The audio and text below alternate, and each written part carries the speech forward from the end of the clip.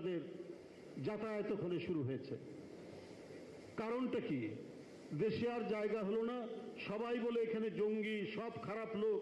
তা আজকে কলকাতায় আওয়ামী লীগের অফিস আপনারা খুললেন কেন? শেখ হাসিনা ভালোবাসেন তার বোন, তার ছেলে, তার মেয়ে, তার নাতি নাতনি ছাড়া আর কাউকে ভালোবাসতেন না।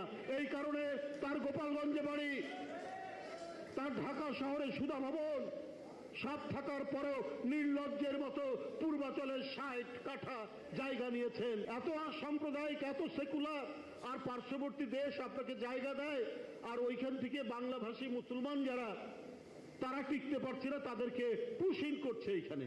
তো শেখ হাসিনাকে পুশব্যাক করে না কেন বাংলাদেশে? নিজের নাক কেটে অন্যের যাত্রা ভঙ্গ করা শেখ হাসিনা তাই করতে চেয়েছেন 17 বছর, এবং তার আগেও সেটা করতে চেয়েছেন। বাংলাদেশ মৌলবাদে ভরে গেছে, বাংলাদেশ জঙ্গিবাদের দেশ, বাংলাদেশে বিরোধী দলগুলো জঙ্গিবাদকে প্রশ্রয় দিচ্ছে, ইত্যাদি ইত্যাদি।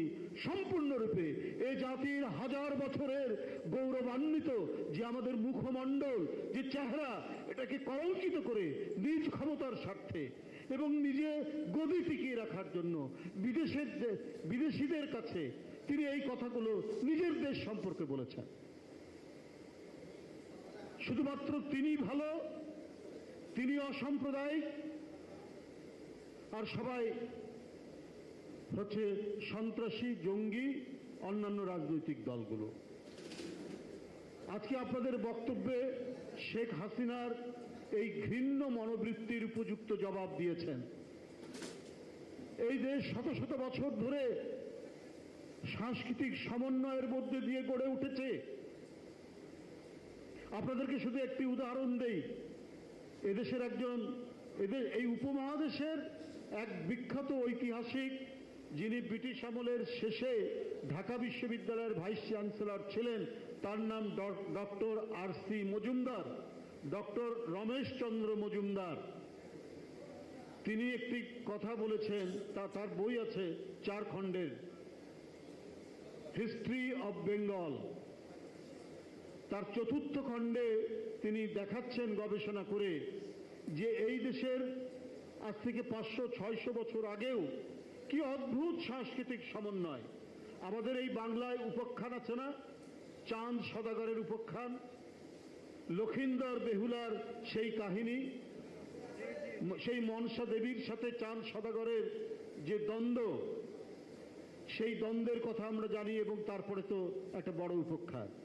এই চাঁদ সদাগর কি ধর্মে কি হিন্দু, কিন্তু উনার বাড়িতে, উনার প্রাসাদে অপদেবতা এবং ভূত প্রেত এখান থেকে বাঁচার জন্য তাবিজ কবজের পাশাপাশি একটি কোরআন শরীফও রাখা হতো। এইটা হচ্ছে ধর্ম সমন্বয়ের একটি উজ্জ্বল উদাহরণ, যে আমাদের লোক সংস্কৃতির মধ্যেও এই ধর্ম সমন্বয় আছে। হিন্দু মুসলমানের যে তাদের যে নিজস্ব, আমরা একটা বৃহত্তর সংস্কৃতির অংশ, আবার নিজ নিজ ধর্মের জন্য যে সংস্কৃতি, সেই সংস্কৃতির মধ্যেও আবার একটা সমন্বয় ছিল।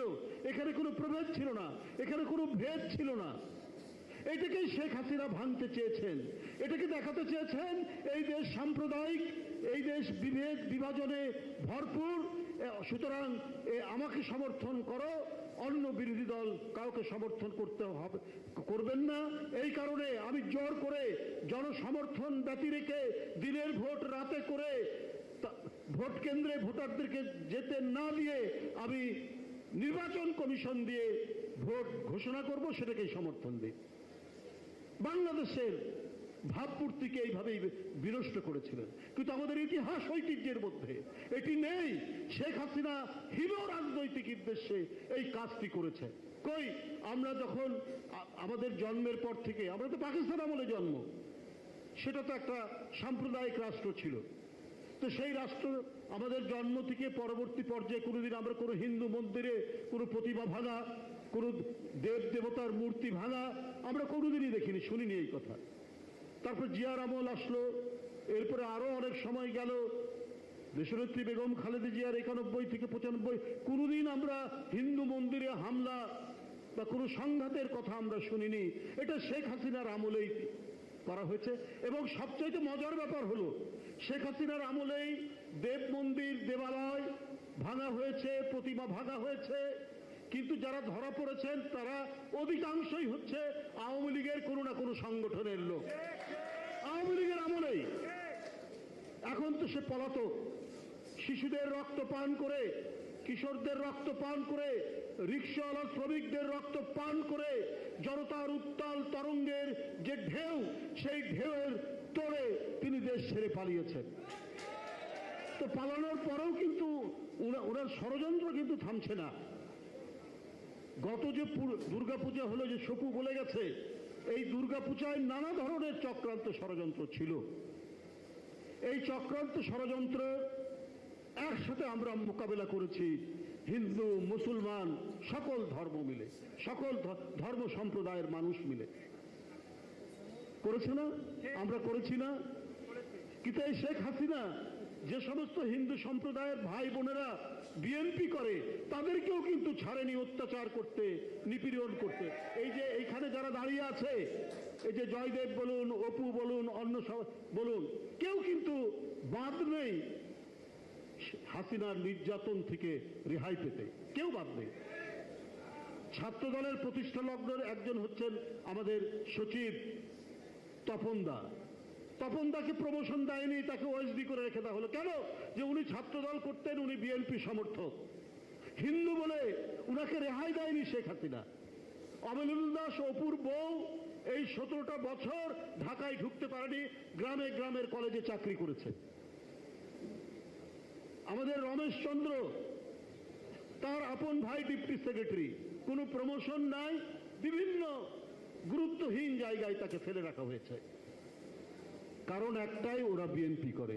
শেখ হাসিনা যদি এতই অসাম্প্রদায়িক হন, তাহলে আজকে তপন বাবু, তাহলে আজকে অমলেন্দু দাসের স্ত্রী, তারপরে আরো যারা আমাদের, আমি কয়েকটার নাম বললাম, এরকম হাজার হাজার যারা কেউ ছাত্র দল করেছেন বা বিএনপি পরিবারের ছেলে মেয়ে, তারা চাকরির ক্ষেত্রে বঞ্চিত হয়েছেন, তারা ব্যবসা বাণিজ্যের ক্ষেত্রে বঞ্চিত হয়েছেন, তারা স্বাভাবিক এবং নিরাপদ জীবনযাপন করার ক্ষেত্রেও তারা বঞ্চিত হয়েছেন। কাউকে রেহাই দেয়নি শেখ হাসিনা। শেখ হাসিনা ভালোবাসেন তার বোন, তার ছেলে, তার মেয়ে, তার নাতি নাতনি ছাড়া আর কাউকে ভালোবাসতেন না।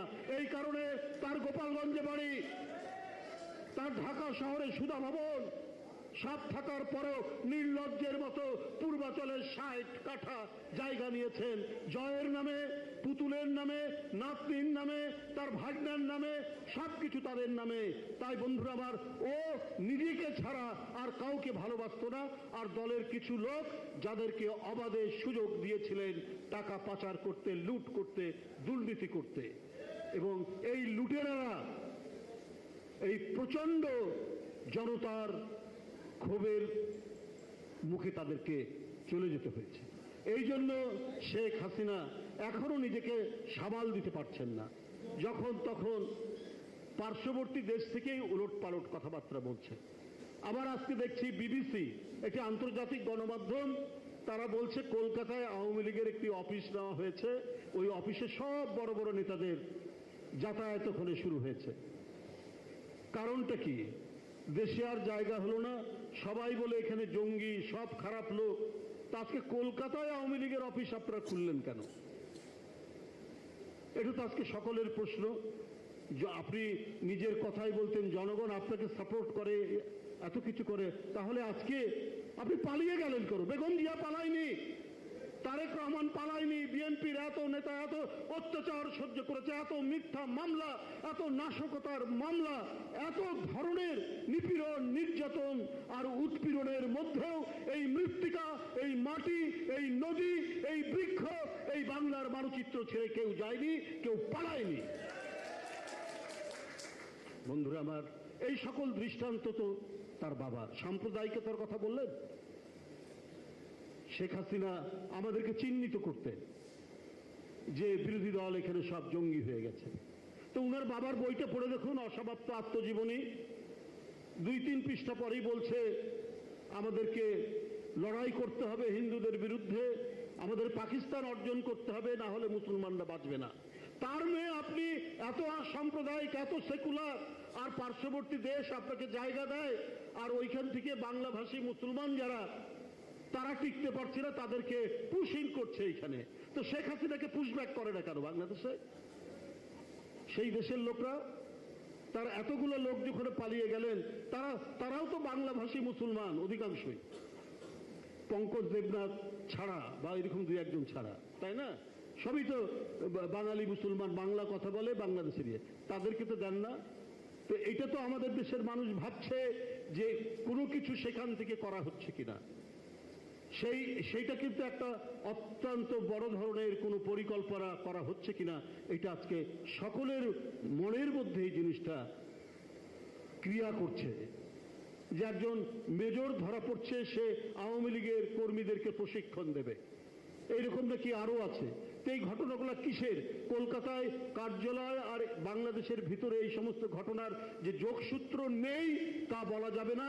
মাস্টার মাইন্ড হয়ে শেখ হাসিনা সেইখান থেকে বাংলাদেশ বিরোধী কার্যকলাপ শুরু করেছে।